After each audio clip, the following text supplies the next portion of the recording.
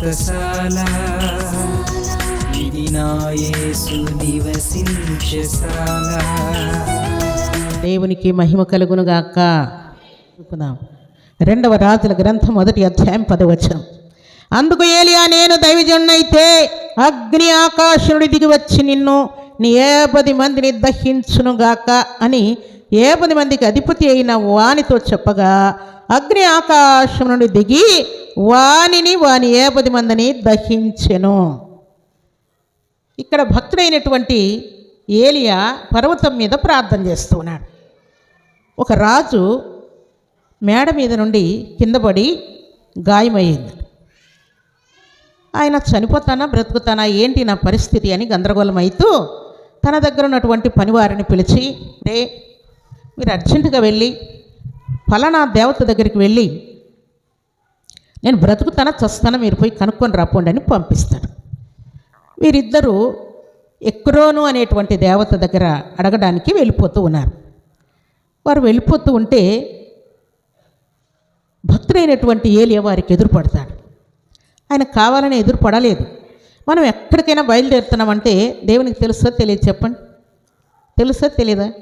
దేవుడు ఏలియా ప్రార్థన చేస్తూ ఉంటే ఏలియాను దేవుడు పిలిచి, చూడు ఫలానా రాజు మేడ మీద నుండి కింద పడి గాయాలయ్యాయి, చస్తానా బ్రతుకుతానని నన్ను అడగకుండా ఎక్రోను దేవత దగ్గరికి వెళ్ళి అడిగి రాకుండాని మనుషులు పంపిస్తూ ఉన్నాడు.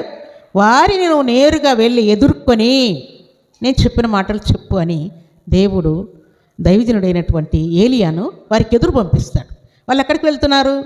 ఎక్రోన్ అనేటువంటి దేవత దగ్గరికి వెళ్తున్నారు. నేను సజీవుడైన దేవుడను లేనని, సర్వ సృష్టిని కలుగు చేసినటువంటి దేవుడను లేనని వారు అక్కడికి వెళ్తున్నారు. నువ్వు అర్జెంటుగా వెళ్ళి వారితో మాట్లాడమంటాడు. అప్పుడు ఆయన వెళ్ళి, మీరు అర్జెంటుగా వెళ్ళి దేవుడు చెప్పిన మాట ఏంటంటే నిశ్చయముగా నువ్వు మరణమవుతావు అని చెప్పమన్నాడు, మీరు వెళ్ళి చెప్పండి అంటాడు. ఎక్రోను దేవత దగ్గరికి వీళ్ళని వెళ్ళనీయడు భక్తుడైన ఏలియా. మీరు నేరుగా వెళ్ళి నిశ్చయముగా నువ్వు మంచం మీద తెస్తావని మీ రాజుకు చెప్పండి, యెహోవా ఇలాగ సెలవిస్తున్నాడు అని చెప్పండి అని చెప్పి పంపిస్తాడు. మీరు ఎక్రోను దేవత దగ్గరికి వెళ్లకుండా దైవజనుడైన ఏలియా చెప్పిన మాట ప్రకారం రాజు దగ్గరికి వెళ్ళి, రాజా మేము దేవత దగ్గరికి వెళ్తూ ఉంటే మధ్యలో ఏలియా అనేటువంటి ఒక వ్యక్తి వచ్చి మాతో యెహోవా ఇలాగ సెలవిస్తున్నాడు, నిశ్చయముగా నువ్వు మరణమవుతావని చెప్పమన్నాడు అని చెప్తే, మనము మన దేవత దగ్గరికి వెళ్తుంటే వానికెందుకు? వాడు ఇలాగ చెప్పాడా? వాడు ఏ కొండ మీద ఉన్నా సరే వెళ్ళి రాజు నిన్ను పట్టుకొని రమ్మన్నాడని చెప్పి పట్టుకొని రాకుండా అని పంపిస్తాడు. ఎంతమందిని?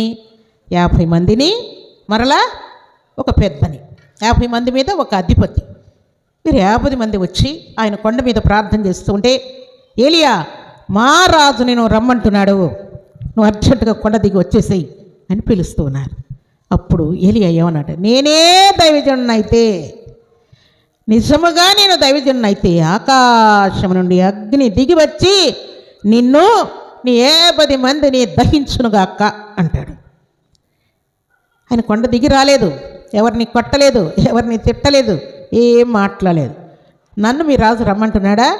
నేనే దైవజనుడైతే ఆకాశం నుండి అగ్ని దిగి వచ్చి మిమ్మల్ని మీ 50 మందిని కాల్చివేయునుగాక అని పలికాడు.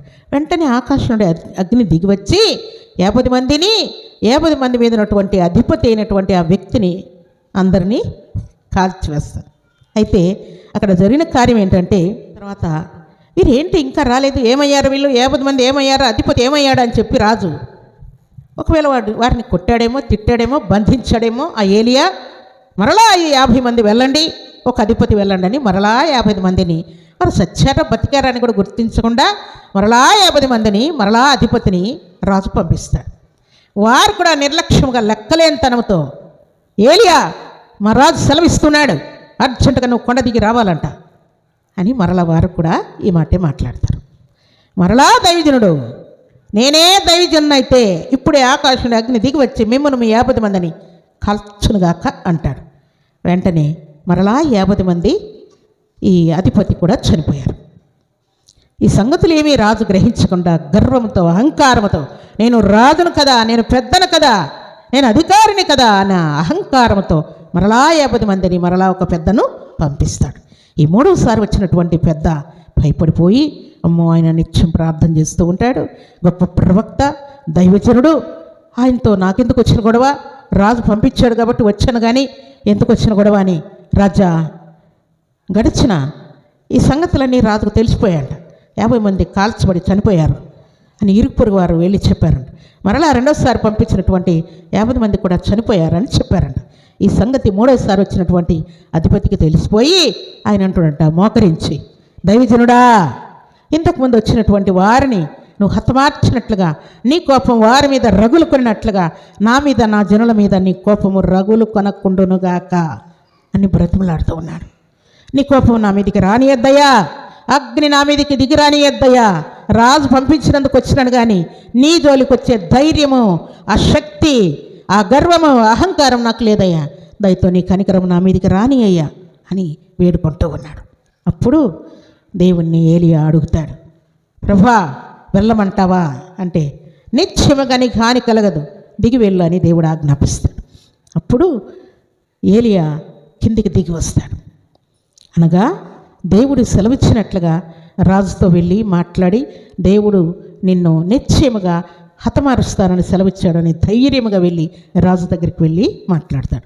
మూడోసారి వచ్చినటువంటి అధిపతి యొక్క భక్తి, ఆయన యొక్క విశ్వాసము, ఆయన యొక్క భయము, దైవజనుడు అంటే గౌరవము కారణము చేత ఆయన బ్రతికించబడ్డాడు. ఆయన బ్రతకడమే కాదు, 50 మందిని కూడా ఏం చేశాడు? బ్రతికించాడు.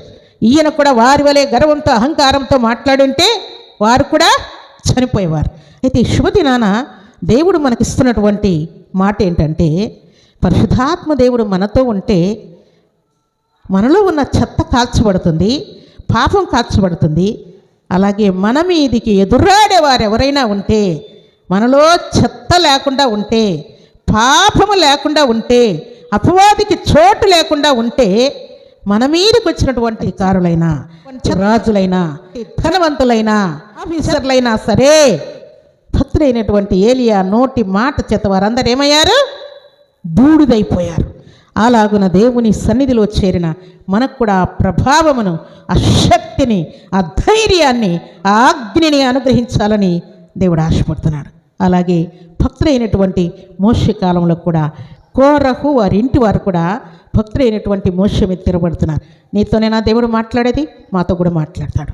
నీతోనే నా దేవుడు ప్రత్యక్షమయ్యేది, నీతోనే నా దేవుని యొక్క వెలుగుండేది, నీతోనే నా దేవుని యొక్క అగ్ని ఉండేది, మాతో కూడా దేవుడు మాట్లాడతాడు. మేము కూడా ప్రార్థన చేస్తాం, మేము కూడా వాక్యం చదువుతాం, మేము కూడా దేవుని యొక్క ఆజ్ఞానుసారంగా జీవిస్తాం అని ఎదురు తిరుగుతూ ఉన్నారు. అప్పుడు దైవజనుడైనటువంటి మోషే ఒక చక్కని మాట మాట్లాడతాడు. చూడండి, ఆ మాట చదువుకుందాం. సంఖ్యాకాండం 16వ అధ్యాయం 29వ వచనం చదువుకుందాం. మనుష్యులందరికీ వచ్చు మరణము వంటి మరణము మీరు పొందిన ఎడలను, సమస్త మనుష్యులకు కలుగునదే వీరికి కలిగిన ఎడలను యెహోవా నన్ను పంపలేదు. మనుష్యులకు వచ్చిన మరణం మీకు వస్తే నిజంగా దేవుడు నన్ను పంపలేదు. అయితే మనుష్యులకు వచ్చిన మరణం మీకు రాదు. ఎలాంటి మరణం వస్తుందంటే, ఒక విచిత్రమైనటువంటి ఘోరమైనటువంటి మరణం మీకు రాబోతుంది అంటూ కింద మాట చదువుకుందాం. చూడండి, అయితే యెహోవా గొప్ప వింత పుట్టించటం వలన వారు ప్రాణములతో పాతాళములో కూలునట్లు భూమి తన నోరు తెరచి వారికి కలిగిన సమస్తమును మృంగివేసిన ఎడల వారు యెహోవాను అలక్ష్యము చేసిరని మీకు తెలియను. భూమి నెరవిడిచి భూమి చీలిపోయి దానిలోనికి మీరు సజీవముగా దిగిపోయి చస్తారు. అప్పుడు యెహోవా నన్ను పంపెనని మీరందరూ గ్రహిస్తారని మోషే ఆజ్ఞాపిస్తాడు. భూమి తన నోరు తెరచి వారి కుటుంబములను, కోరహు సంబంధులందరినీ, వారి సమస్త సంపాద్యమును మృంగివేసెను. దేవుడు ఆయన పరిశుద్ధాత్మ శక్తిని మీకు ఇచ్చి, మీ ఆలోచనకు అందనటువంటి జ్ఞానాన్ని ఇచ్చి, ప్రార్థన బలమునిచ్చి, వాక్యపు వెలుగునిచ్చి, పాడే కృపనిచ్చి, నీ హృదయంలో ఉన్నటువంటి దేవుని గుర్చినటువంటి కోరికలన్నీ కూడా తీర్చడానికి దేవుడు సిద్ధంగా ఉన్నాడు.